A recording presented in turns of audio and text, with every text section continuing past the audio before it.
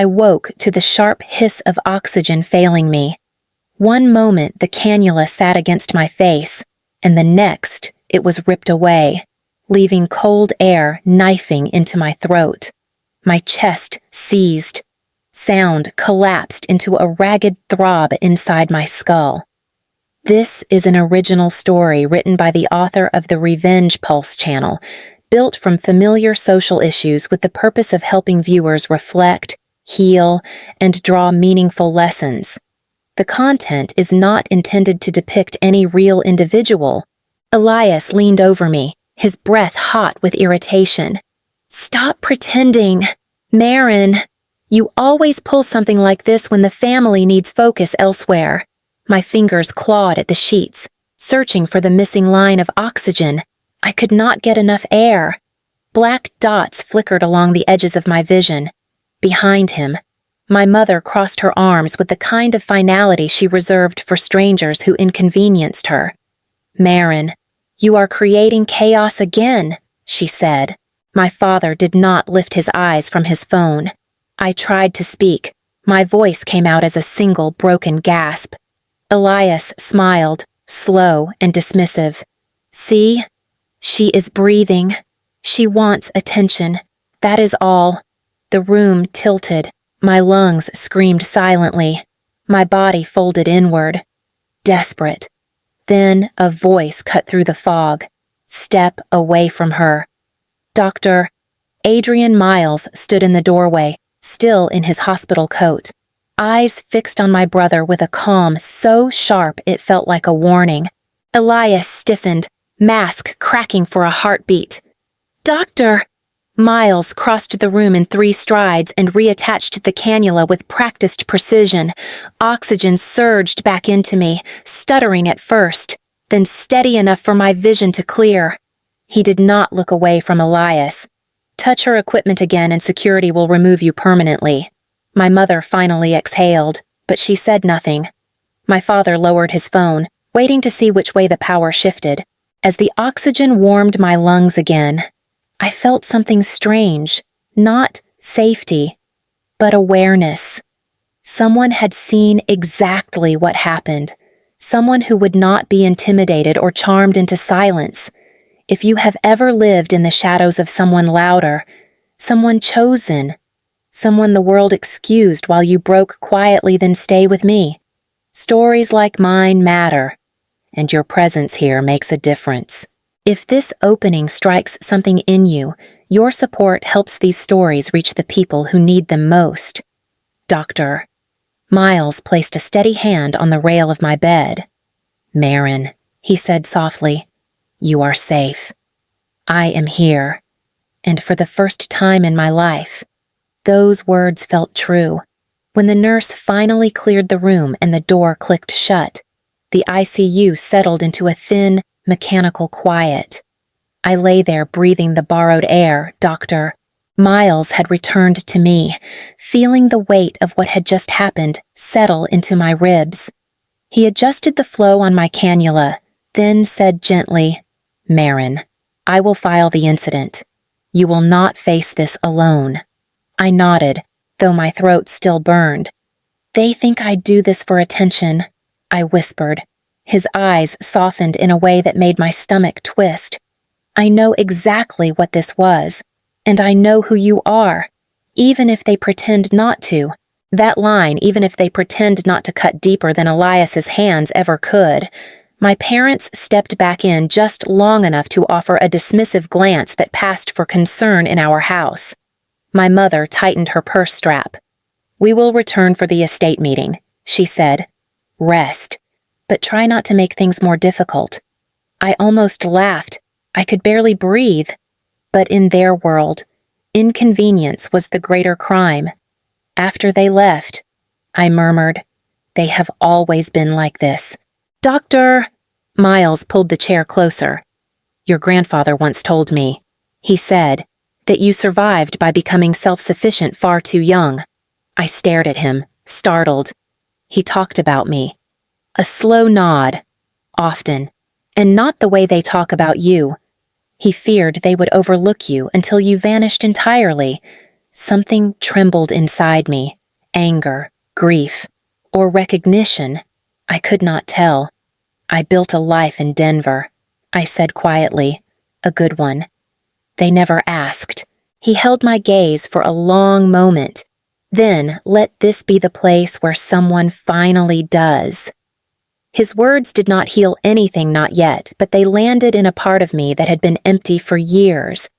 2 days before the ICU, I had stood at my grandfather Samuel Halden's funeral in Boulder, pressed against the back wall while everyone crowded around Elias. Grief had a strange way of rearranging a room. Mine pushed me out of sight.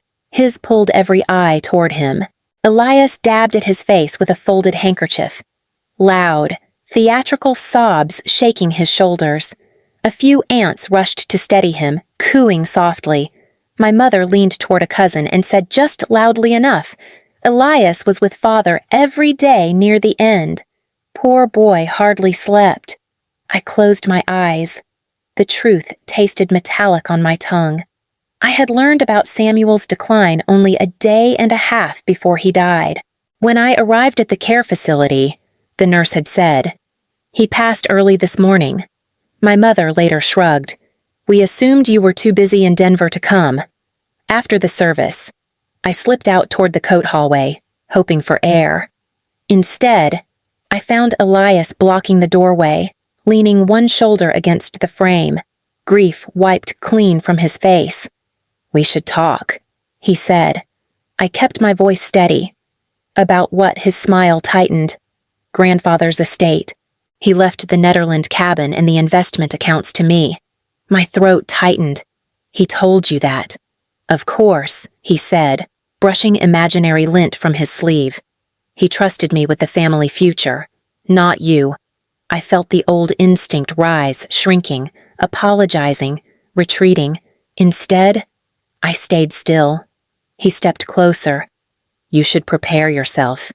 There is nothing for you in the will. Grandfather said you were distant." For a moment, I almost responded. I almost told him about the weekly calls, about the long conversations Samuel and I shared. But Elias tilted his head, studying me like a puzzle he had already solved. "Anyway," he added lightly, "try not to make things embarrassing during the reading.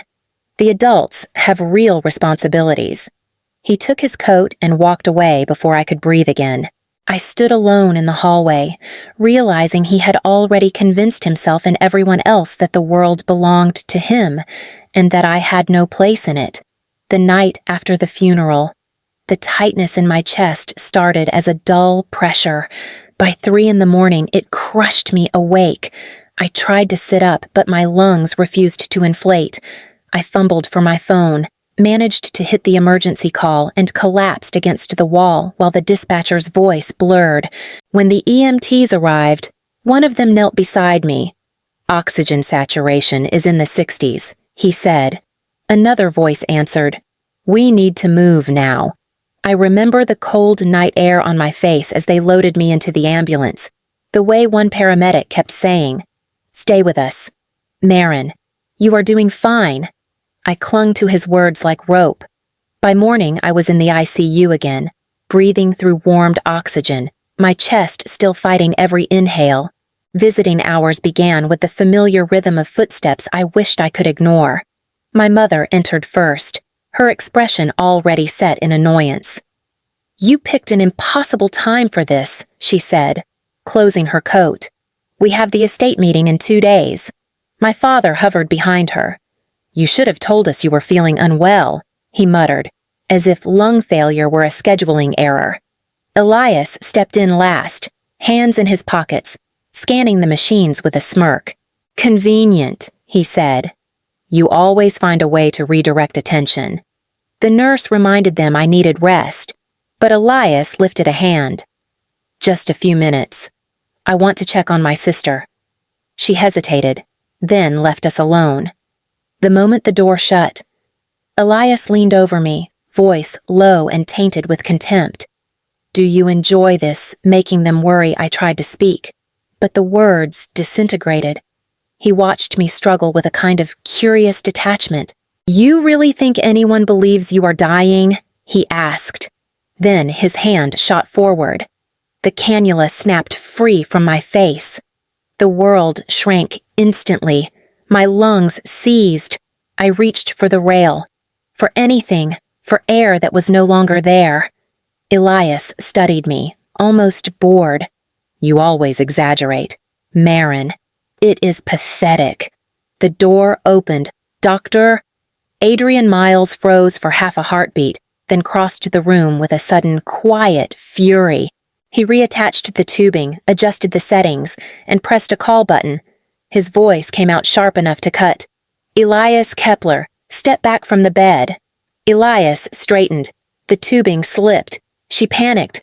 That is all. I watched you pull it. Doctor, Miles answered. He signaled security through the doorway. You are done here. 2 guards escorted Elias out while he kept insisting it was a misunderstanding. When they were gone, Doctor, Miles checked my airflow again, his tone softening. Breathe slowly. You are safe. His certainty was the only thing steady in the room, and I held on to it because everything else, my lungs, my family, my sense of place in this world felt one breath away from collapsing. By late morning, the machines around me hummed in a steadier rhythm. My lungs still felt bruised, but the panic had faded to a trembling echo. I was drifting in and out of sleep when a chair scraped softly beside my bed. Doctor, Adrian Miles sat down, his expression calm but weighted, as if he had been carrying something for a long time. I filed the report, he said. Security noted a code gray. The hospital will investigate. I nodded, though the memory of Elias's hand still burned along my cheek. They will twist it, I whispered. They always do. He studied me for a long moment. Your grandfather did not twist things, he said quietly. The words startled me awake.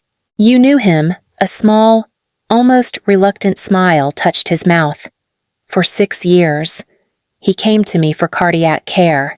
He talked about you more than he talked about his symptoms. My breath caught not from illness this time, but from something sharp and unexpected. About me. He opened the folder he carried, revealing careful stacks of printed articles, conference transcripts, and photos clipped from medical journals. He brought these to every appointment, Dr. Miles said. He wanted me to understand who you were. My fingers trembled as I touched the top page. It was an article detailing a hospital systems overhaul I had led 3 years earlier. In the margins, in Samuel's neat handwriting, were the words, "My granddaughter changed lives with this." My throat tightened painfully. He never told me. I whispered. He assumed you already knew, Doctor, Miles said. But he feared your family did not. He hesitated, then leaned forward. 3 years ago, Samuel made an unusual request. I lifted my eyes. He asked me to protect you, Doctor, Miles said. If you were ever admitted here, he said you were the child the family forgot, and he did not want you to face anything alone. Something inside me cracked, clean and deep. I covered my mouth, unable to speak. Dr. Miles closed the folder gently. You were not invisible to him. Marin, not for a single moment. His words settled into my chest with the weight of truth heavy, unexpected, and impossibly warm. I had barely absorbed Dr. Miles's words when a soft knock sounded. A woman in navy scrubs stepped inside, her badge catching the light, Rosa Delgado, awe-in.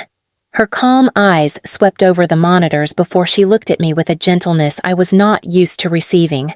How is your breathing? She asked. Better. I managed. She nodded once, then glanced at Dr. Miles with a quiet urgency. I need to tell you both something. Dr. Miles pulled another chair to the bedside.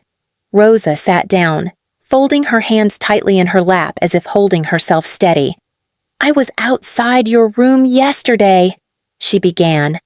I saw your brother pull the oxygen from your face. My stomach clenched. Hearing it out loud made the air feel heavier. Rosa continued, voice steady but edged with anger. I have a mother in her 70s. If anyone treated her that way, I would never forgive it. I will give a statement if needed. Gratitude and shame twisted together inside me. Thank you, I whispered. She hesitated, then said, There is something else you need to hear about your grandfather. Dr. Miles's posture sharpened. Mine did too. Rosa looked down at her hands. I was on shift the night he passed. He was stable. His vitals were strong. We expected to discharge him within the week. The words struck me like a blow. Then, around 10:50, your brother came to visit. She continued. He asked to be alone with Mr. Halden. He said they needed privacy. I felt the air thin in my lungs, even with the cannula in place. About 30 minutes later, the monitors alarmed. Rosa said, when I rushed in, Mr. Halden had lost his pulse. Doctor. Miles's voice dropped. Rosa, tell her what you found. She nodded, swallowing hard. His oxygen tubing had been partially dislodged. Not pulled out completely, just enough to compromise airflow. My fingers tightened around the blanket. And Elias? I asked, though my voice barely formed the word. Rosa looked up, eyes dark. He was sitting in the chair by the window, perfectly calm, not calling for help, not panicking, just watching. The room fell silent except for the rhythmic hiss of my oxygen. Rosa went on quietly. I filed an incident note, but older patients sometimes move in their sleep. Without proof, there was no investigation. Doctor. Miles exhaled slowly, a controlled release of anger. Samuel changed his estate instructions the morning after Elias's first visit that week. My pulse hammered in my ears. Rosa reached out, resting her hand lightly over mine. Your grandfather knew something was wrong, she said. He acted in the only way he could. The truth pressed against me from all sides, not confirmed, not provable, but undeniable. Elias had not just taken my heir, he had taken Samuel's. The Boulder Legal Trust Office felt too small for what was about to happen. I walked in slowly, still recovering, still breathing through a thin current of warmed air, though the cannula was gone. Dr. Adrian Miles and Nurse Rosa Delgado stepped in behind me as calmly as if this meeting concerned none of us. My parents were already seated. My mother's eyes narrowed the moment she saw who accompanied me. Why are hospital staff here, she demanded. Before I could respond, Elias turned from the window, his face drained of color, fast and complete.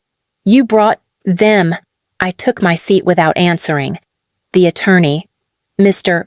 Harrington, adjusted his glasses. Per Mr. Halden's written instructions, all designated witnesses must be present. We will begin. My mother huffed. My father shifted in his chair. Elias stayed standing, arms locked across his chest. Harrington opened a folder. First, the Netherland Mountain cabin, valued at roughly $520,000, is bequeathed to Marin Kepler. My heart thudded once, hard. Elias barked out a sharp laugh. That is impossible. Grandfather told me. Harrington raised a hand. Please sit. Mr. Kepler, there is more. Second, Mr. Halden's rare literature collection is bequeathed to Marin Kepler. Third, a healthcare trust of $140,000 is established for Marin Kepler's ongoing medical needs. Fourth, minor disbursements to Eleanor and Grant Kepler. Then he closed the folder and looked directly at Elias. You, Mr. Kepler, were removed from the will entirely. The words cracked through the room. Elias stared at the attorney, then at me. Betrayal twisting into rage. She manipulated him. He snapped. She poisoned him against his own family. Harrington remained unmoved. Mr. Halden submitted revised instructions 3 days before his passing. Doctor. Miles stood. If we are speaking about influence, he said, voice controlled. Perhaps the room should know what happened in the hospital. My parents stiffened. Elias's eyes widened. Dr. Miles faced the attorney. I witnessed Elias Kepler remove his sister's oxygen during a respiratory crisis. I reported a code gray. Security escorted him out. My mother gasped, hand flying to her mouth. Elias, tell me that is not true. Elias shook his head violently. She is dramatic. It slipped. She panicked. Anyone would. Rosa stood next. I saw him. I was at the doorway. Her voice did not waver. And I was there the night Mr. Halden died. All movement stopped. Rosa continued quietly. Your father was stable. We expected discharge. Then Elias arrived. 30 minutes later, Mr. Halden coded. The oxygen tubing was partially dislodged. Elias was sitting by the window, calm, not calling for help. My father's voice cracked. Elias, what did you do? But Elias only stared at me, eyes wild. She planned this. She wants everything. Harrington lifted a final envelope. Mr. Halden left a letter for you. Elias. He unfolded it carefully. Elias, I do not know what you have done, but I know what you did not do. You did not love your sister. You did not honor me. You only looked for what you might gain. Therefore, you inherit nothing. Elias staggered back a step, as if the words had pushed him. My mother wept quietly. My father stared at the carpet, unable to look up. Harrington placed the letter down. This is the final execution of Samuel Halden's wishes. The room held its breath, but the damage was already complete. The moment Harrington closed the folder, Elias lunged toward me and fell to his knees, fingers clutching the edge of my chair. Marin, please, do not press charges. I was drowning in debt. I was desperate. I never meant to hurt you. His breath shook. I owe $185,000. If you take legal action, I will lose everything. Doctor, Miles stepped forward, but I lifted a hand. Elias, stand up. He didn't. He looked up at me with the same pleading eyes he used as a child when he broke something and wanted me to cover for him. You can fix this, he whispered. You always fix things. For the first time in my life, I felt nothing. Not anger, not pity, just clarity. I am not pressing charges, I said. Relief collapsed through him, his shoulders sagging.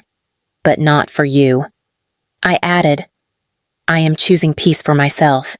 You will not own another day of my life. He stared, uncomprehending. I stood. We are finished. Elias, whatever we were, it ends here. My mother's voice cracked behind me. Marin, you cannot mean that. I did not turn toward her. If you want a relationship with me, I said, you will have to earn it. And then I walked out of the room, leaving their silence behind me. 3 months later, I unlocked the door to Samuel's cabin in Netherland and felt the air shift around me. It was quieter here, but not empty, more like the silence had been waiting for me. I spent the first evening sorting through his old desk. A drawer stuck halfway, and when I tugged gently, a thin leather notebook slipped free. Samuel's handwriting covered every page. Lines circled in dark ink read, Marin sees what others refuse to. She carries the light they overlook. This cabin must belong to her. I pressed my thumb over the words, breathing through the tremor in my chest. My phone buzzed. It was Dr. Miles. A journal reached out. He said, they want to feature your work in their national issue. I gave them your contact only if you are ready. My breath steadied. I am ready, I said. I stepped outside, the pines whispering overhead. sunlight threading through their branches like it had been searching for me for years. If you have stayed with me through this journey, thank you. Stories like mine are written so no one has to walk through their own darkness unseen. If this one meant something to you, sharing it helps another person find their way to the light waiting for them too. I closed the notebook gently and whispered, I finally see it. Grandpa, I finally see me.